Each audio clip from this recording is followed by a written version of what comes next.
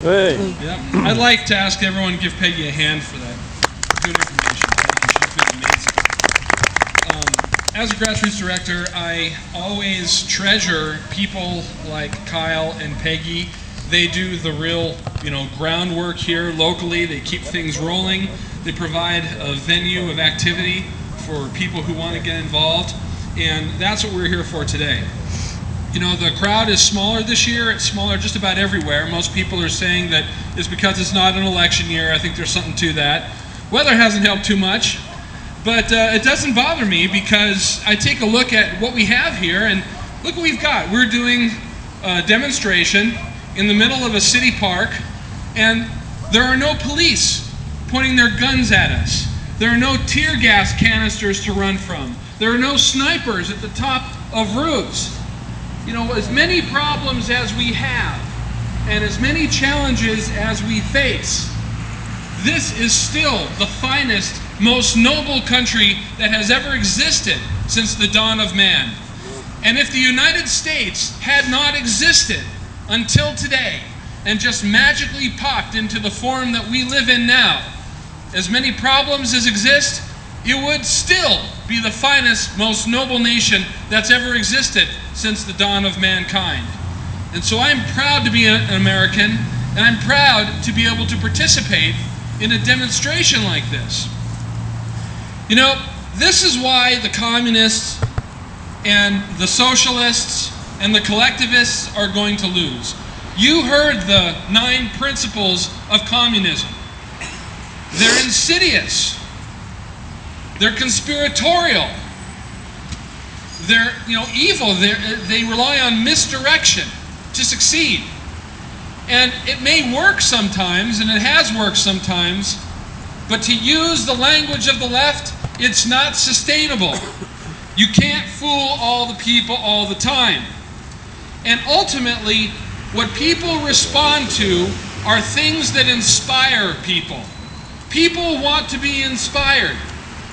And those kind of tactics, underhanded tactics, misdirective tactics, things that communists, socialists, and collectivists rely upon, in the end, they don't inspire people. And that's why, although our nation has to struggle with it because we haven't lived through it fully yet, nations which have been communist have thrown off the yoke. My wife, she's from Russia. She remembers what it was like living under the Soviet Union. And as bad as things are today, as strong as the socialist influence is in America today, it's nothing compared to what it was then for the people who lived in the Soviet Union. The people of Lithuania, the people of Russia, the people of Ukraine, all of these people, they threw off the yoke of communism when they were literally under the communist boot. Now, if they can do it when their countries have gone that far, we can certainly do it where our country is today. And if you don't think it's true, you look up the name Edward Bernays on the internet. Look that up, Edward Bernays. Edward Bernays. He helped start marketing here in America. You don't think this is true? Look it up. It's been there for decades. Well, that's something that folks can look up. I certainly encourage people to do that. I'm sure she'll be happy to talk to you afterwards. Thank you for that. And so what do we have now? We have problems we have to deal with today. And as Benjamin Franklin was asked when he came out of the Constitutional Convention, do we have a monarchy or do we have a republic? And his response was, you have a republic if you can keep it. Which means the responsibility falls on each of us, not all of us collectively, but each of us as individuals to keep the republic that we have been given. And that means being active.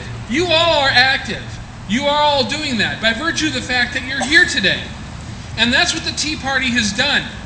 A lot of folks say, well, we're out here in Baker City, we're out here in Enterprise, we're out here in LeGrand. What difference are we really making? And the answer is that the difference is huge. The change in our nation is not going to be made in New York and Chicago and Los Angeles and cities like that. It's going to be made in thousands of cities like this one. I like to call this a process of changing the fabric of America's political culture. We have a political culture in this nation, and we want to change it toward more freedom, personal responsibility, about character and values.